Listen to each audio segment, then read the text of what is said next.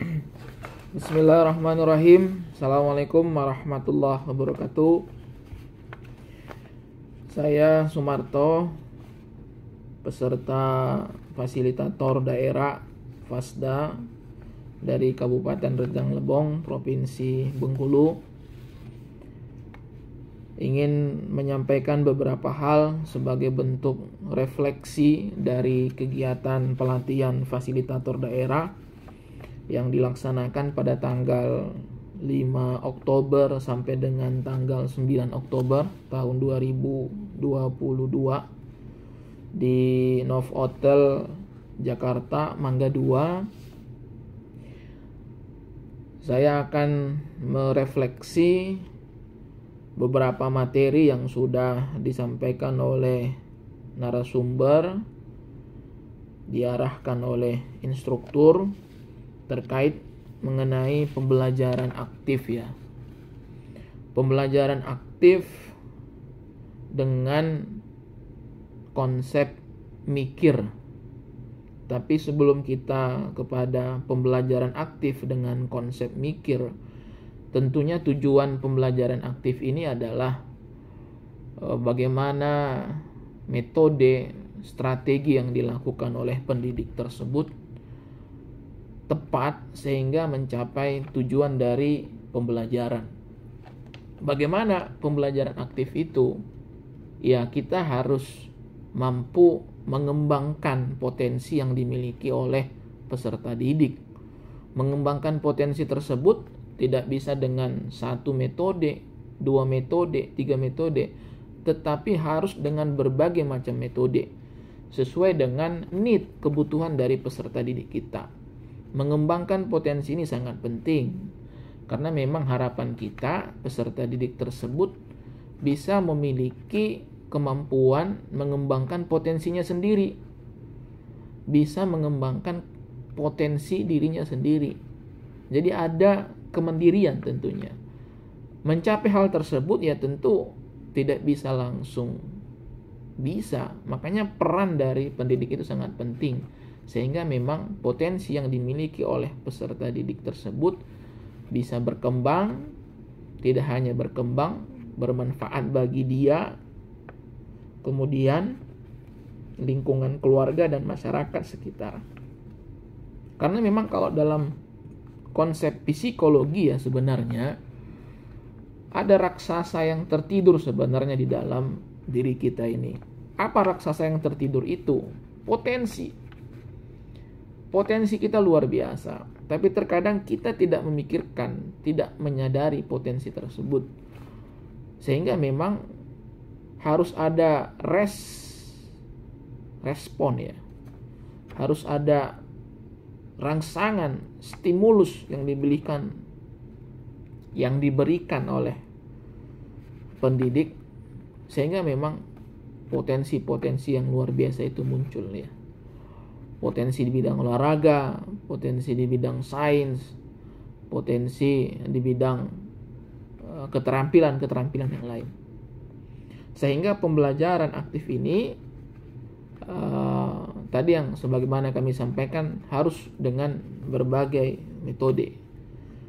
Tentunya dengan konsep mikir ya, ini salah satu metode. Ini bisa kita terapkan sehingga memang potensi yang dimiliki oleh peserta didik kita itu bisa berkembang. Apa itu konsep mikir? Yang pertama adalah apa itu M. M yang pertama itu adalah melakukan. Ya harus ya doing, melakukan. Ya bagaimana bisa potensi berkembang kalau tidak dilakukan? Ya dilakukan itu maksudnya ya harus melakukan proses pembelajaran yang baik, proses pembelajaran yang tepat sasaran. Tidak cukup dengan melakukan, harus ada mengamati, harus ada ya observing. Melakukan, doing, mengamati, observing. Setelah itu adalah I. Apa itu I? Interaksi. Interaksi itu ya saling bertukar gagasan. Jadi kegiatan diskusi yang kita lakukan di kelas itu sangat penting. Karena memang setiap peserta didik itu memiliki knowledge yang berbeda-beda. Jadi kalau knowledge, pengetahuan itu digabungkan, itu luar biasa. Jadi mereka itu bisa saling tukar gagasan, ide, dan semakin kaya knowledge-nya. Setelah interaksi ini adalah komunikasi. Ya, komunikasi itu apa? Menyampaikan ide gagasan tersebut. Jadi tidak hanya untuk dirinya sendiri, tetapi berbagi kepada teman-teman yang lain. Ya, melalui komunikasi yang efektif dan efisien. Setelah itu terjadi, terakhir apa yang kita lakukan? Refleksi. Refleksi itu sebagai bentuk di mana nih kekurangannya. Bila ada kekurangan ya kita perbaiki. Bila ada kelebihan ya kita tingkatkan lagi supaya semakin baik. Jadi konsep mikir itu adalah melakukan, mengamati, kemudian interaksi, komunikasi, dan refleksi. Ini sangat bagus kita terapkan. Dan saya sudah membuat konsepnya Bapak Ibu di sini. Dan saya juga sudah posting di Facebook saya.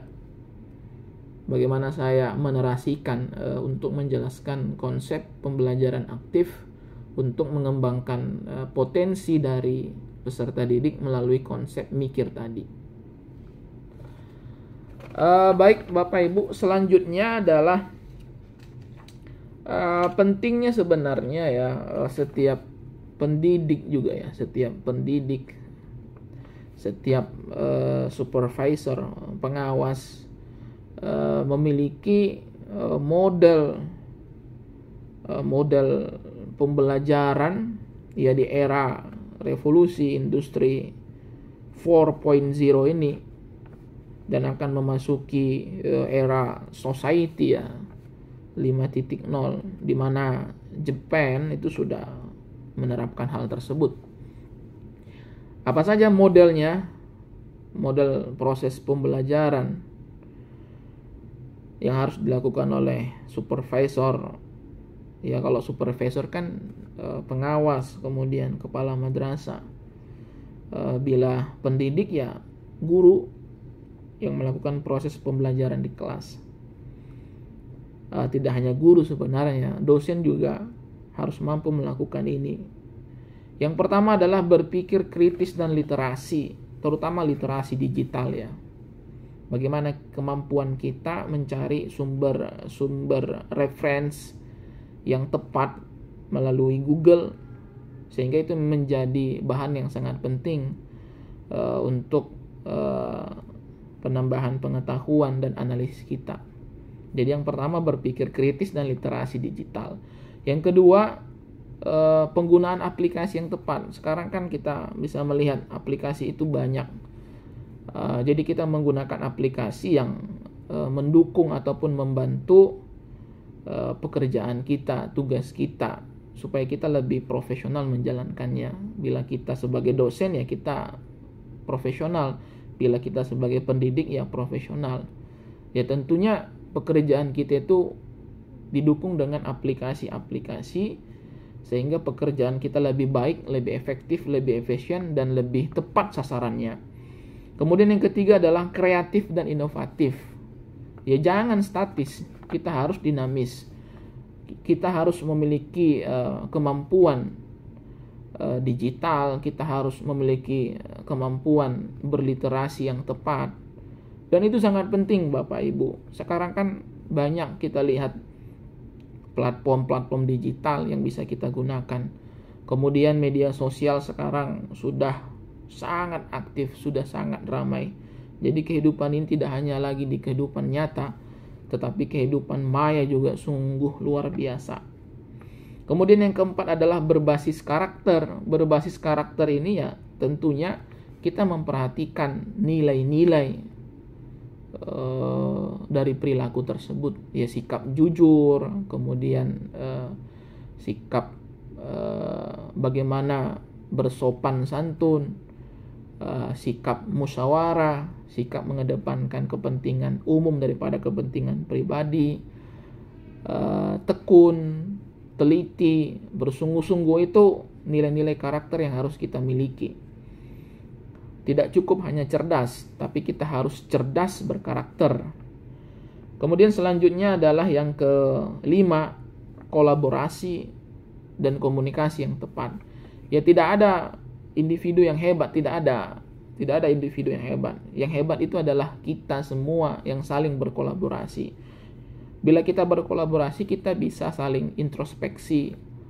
Oh, ternyata saya belum mampu di bidang A, teman saya mampu di bidang A, jadi kita kolaborasi. Dengan kolaborasi itu kan indah, kita saling melengkapi, dan itu keren, Bapak Ibu. Jadi konsep ini keren yang harus kita laksanakan, sehingga proses pembelajaran itu berjalan dengan baik, berjalan dengan efektif dan efisien, dan tepat sasaran. Kemudian selanjutnya adalah Bapak Ibu, kita mengenal ya, dalam pembelajaran aktif itu selain konsep mikir juga konsep ini Bapak Ibu yang disebut dengan computational ya, skills, computational skills.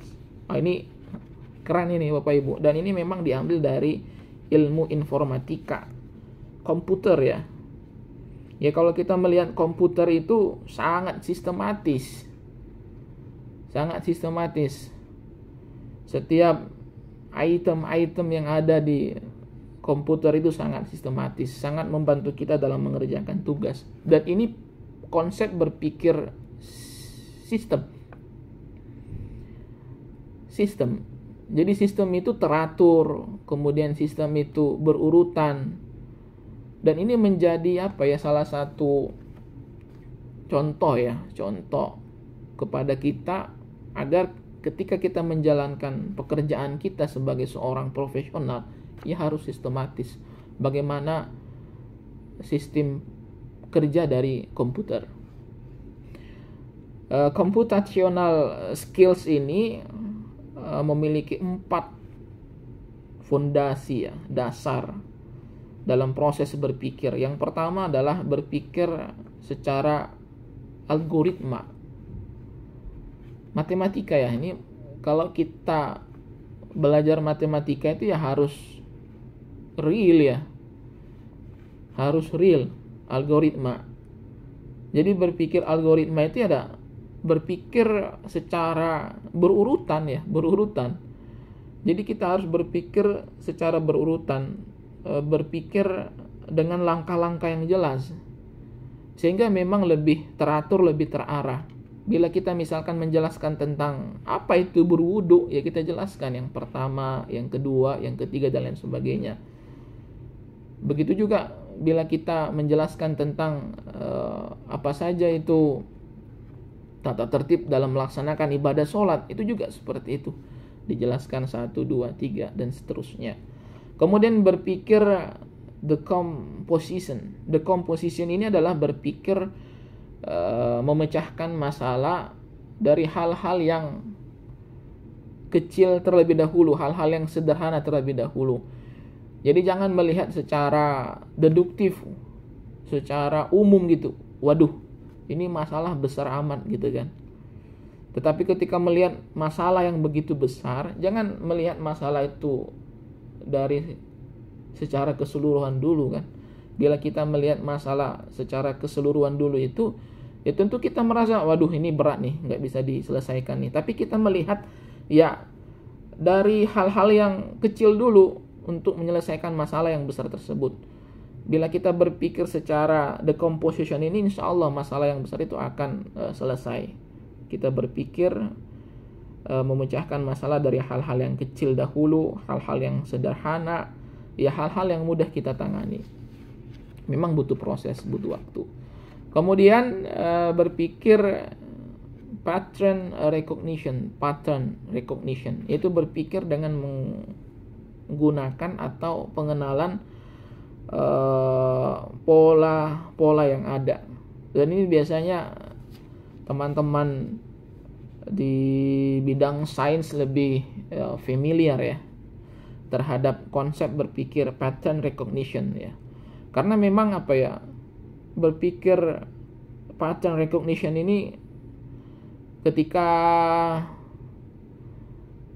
kita yang orientasinya berpikir secara sosial ya, dengan argumentasi yang panjang. Teman-teman kita yang sainsnya kuat ya, dengan konsep pattern recognition ini ya cukup dengan menggunakan angka-angka saja sudah menjelaskan argumentasi kita yang panjang. Dan ini juga salah satu strategi dalam berpikir ketika kita ingin berkomunikasi. Jadi dengan simbol, dengan angka-angka itu sudah menjelaskan panjangnya argumentasi yang kita jelaskan. Kemudian berpikir abstraction ya. Berpikir abstraction. Ya, berpikir dengan cara mengungkapkan ide-ide dalam konteks ya tentu yang masih belum jelas kan. Tetapi objeknya ada.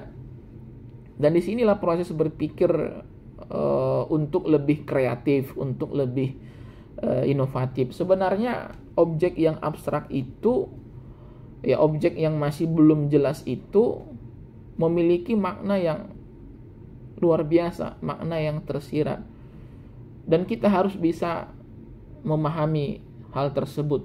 Karena memang kan objek itu kan tidak semuanya menjelaskan secara keseluruhan. Jadi perlu kita menganalisis dengan cara berpikir abstrak. Wah, ini sebenarnya arahnya kemana ini?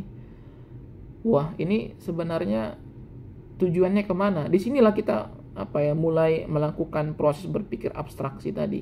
Karena objek yang belum lengkap tadi, kita harus mencari jalan sebenarnya tujuan objek itu apa. Baik, Bapak Ibu, terima kasih. Semoga bermanfaat. Assalamualaikum warahmatullahi wabarakatuh.